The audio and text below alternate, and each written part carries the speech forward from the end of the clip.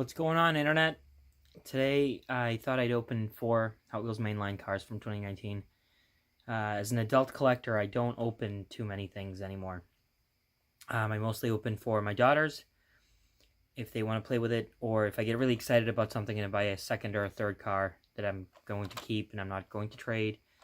I open that one. And sometimes I'll open the nicest one of the pack. Sometimes I'll open the one that's the paint's a little crappy. So that's kind of my strategy. Sometimes if the one that's going to get banged up, make it the one that's already imperfect. Other times, I really want the nice one. For 2019, they've re-released the CRX. They had a red one early on. It was an 88 CRX. It was a second generation CRX. They released it in black with copper wheels, which is much nicer color, which was much nicer combo than the stock red with the sort of boring 5-spoke, most basic 5-spoke wheel that they've had since probably the mid-90s.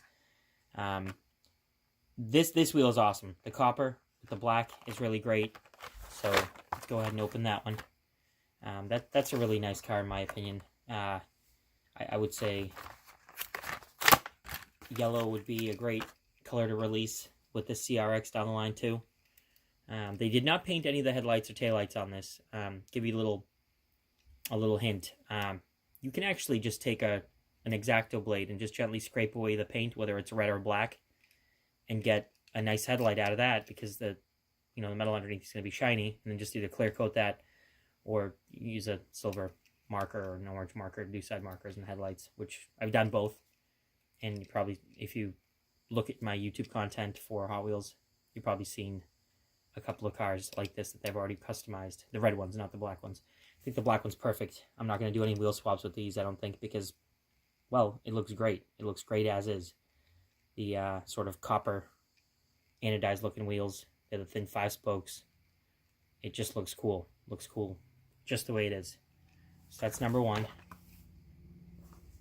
The CRX. Now, this is a perfect example of the second strategy that I was talking about, where I say to myself, you know what, I'm going to open up the nicest one I can find, because I want to hold one in my hand that's really nice. I've already opened one of these up, and I did a wheel swap. The wheel swap was for Real Riders. Those wheels that came off of... Actually, what did they come off of? I believe, yeah, it was a police car Lamborghini. It was one of those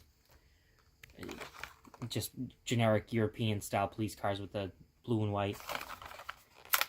This one was not, the card wasn't perfect, was bent, but the car itself this is the nicest version I could find.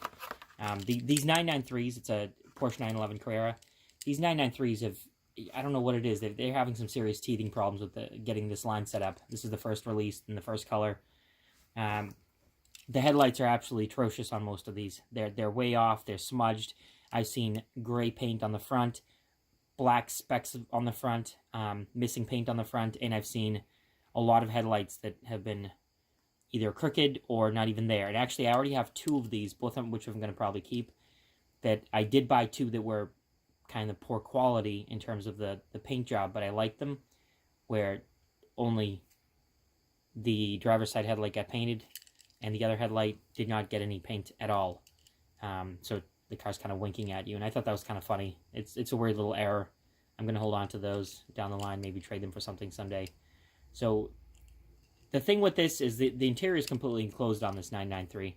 It's again, 993 is a designation for the last generation of 911 Porsches that they ever made. So it's a 93 to 99 or 98, 99 Porsche 911.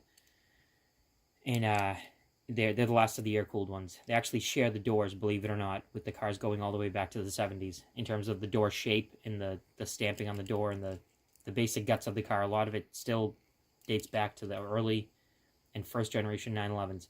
I like the fact that they cast the mirrors on this car. By the way, same thing with the CRX. I forgot to point that out. I love the fact that they're casting side view mirrors again on some of these things. That's the way every car should be. Whether it's the little Japanese guys up front, regular standard mirrors, or whether it's a truck with a big couple of rectangles off the side. I'm not expecting perfection here, but it's nice to have the mirrors. I think they just look funny. To me, diecast cars without side view mirrors, it's always irked me. And of course, I have thousands of these things, and hundreds of them have no side view mirrors. and in many cases I've added my own. I don't have to do that with this, which is nice. These mirrors are not perfect, but they are there. They exist, and sorry about the shaky camera. They do exist, and they work. The other issue that this car has, the rear taillights are just as sort of hit or miss as the front ones. So this one has about as good as you're going to see. I mean, down the line, they may get this line running right, and they may sort out whatever the issue is exactly. I don't know what the issue is, but somebody in Malaysia, I'm sure, is working on it. And I do like the fact that they released it in white with a tan interior, a nice kind of a light parchment tan. Well, actually, it is more of a sort of that orangey weird thing that the Germans do, but because of the tinted windows, it looks like it's not too bad. It's not an ugly orangey kind of tan. I like the fact that they put just a nice, decent set of wheels on here. Nothing crazy, but also nothing cheesy and corny. So that's the 993. That's the Porsche. Sorry about the camera work, guys. I'm hoping most of this came in focus.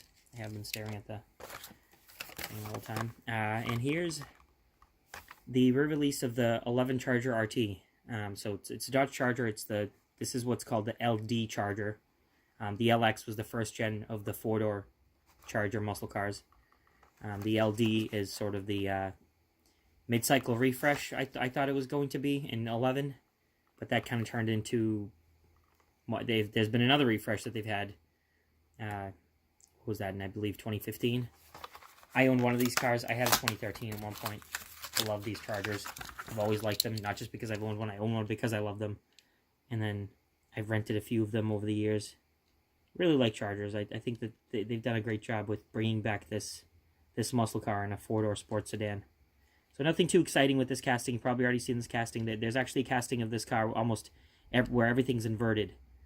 There's a white interior that pokes out through here because the grille is the interior casting inside, which is black on this car.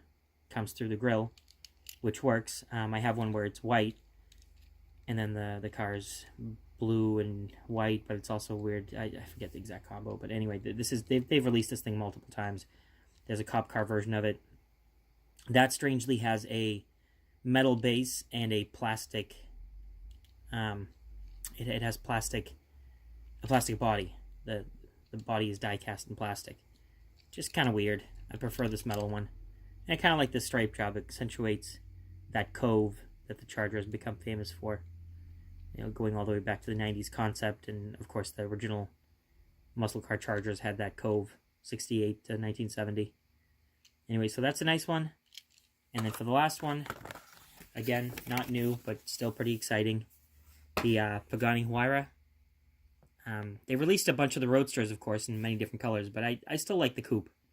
I'm the kind of person where if I was to win the lottery, I'd probably buy the coupe and not the Roadster, because, I mean, if you can have a car that's going to do 200 miles an hour and has a supercharged Mercedes V12 and is made of carbon fiber and made to go fast, I kind of like having a roof over my head if I'm speeding.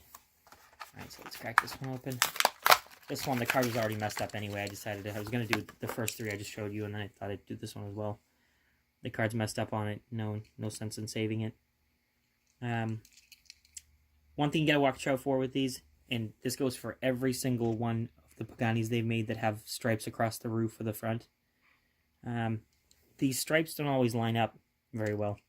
You see a lot of them, you know, let some grandparent buy that one and have their grandkid chew it up and throw it out in a few years. If you actually collect these things, look at the stripes on these. Look at the paint. Make sure you can read Brembo. Make sure it's actually decent, or, you know, whatever it is, obviously not just Brembo. But this is a nice casting. Again, the wheel combo is decent. Just a nice little exotic car that is something different other than a Ferrari. I like the fact that they did it in red. I like the fairly subtle striping on this one. It'd still be better if it was just all red, or red with a tiny black pinstripe or something. I'm kind of a minimalist when it comes to paint on these things. But again, they've done a fairly nice job with these. And if you've ever seen The Real Deal or watch a couple of YouTube videos of these cars, they're amazing. These sections here, these are flaps, just like on a fighter jet, front and back. Front, there's two. Back, there's two. this car takes what the McLaren F1 and some other active aerodynamic concepts we had in the 90s. They take that to the next level. This is really next level stuff. This car actually uses those flaps to both slow down and maintain proper downforce in corners, as well as possibly even avert an accident if you really need to change direction quickly at high speed. Those flaps come up and aid in direction in changing the direction of the car in both a skid or a high cornering maneuver type scenario. So these Paganis are really cool in real life. I'm not into fantasy cars. I think Hot Wheels should stop making all these ridiculous fantasy cars that are just ridiculous. I mean, you want to make a fantasy car? You can still make a cool fantasy car and have it be based on a true vehicle. Make Jay Leno's tank car. There's a fantasy car for you. So if anybody's Hot Wheels is listening, that is my 2 cents. Also, 59 Buick wouldn't hurt. That's a car that I've been begging them to make for a long time. So anyway, that's that. Pagani Huayra. We have Porsche Carrera from the mid-90s. Last of the air-cooled cars. And then, of course, we have the CRX. And I think that these are all 4 of these, honestly, are great castings, and I'm looking forward to them, making them in different colors and different variations. I'm probably going to swap wheels on a couple of these. I might, now that they're open, I might put a different set of wheels on the Pagani or maybe even the Charger. A Charger definitely could use a different set of wheels. So that's that. Go out there and try to track down your own. The Honda's the hardest to find right now.